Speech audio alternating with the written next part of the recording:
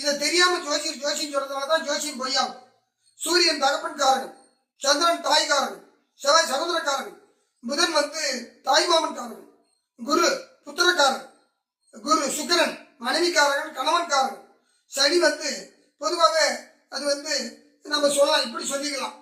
எல்லாருமே மாற்றி சொல்லுவாங்க, நான் இதான் சொல்லுவேன். இது சனி பொதுவாகவே கர்மக்காரன் சொல்லிக்கலாம். அது தன்மையை எடுத்துக்கலாம், தப்பு கிடையாது.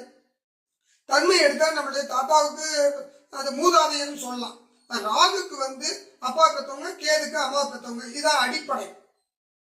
ஒண்ணு இதான் அடிப்படை. சனி நம்ம பேரனா கூட எடுத்துக்கலாம் நமக்கு. அது முதல்ல சூரியன் கௌரவக்காரகன், சந்திரன் மனோகாரகன், செவ்வாய் தைரியக்காரகன், புதன் தான் பற்றுதல்காரகன், குரு புத்திக்காரகன், சனி ஆயுள்காரகன், சுக்கிரன் காமக்காரன், ராகு நோய்காரகன்,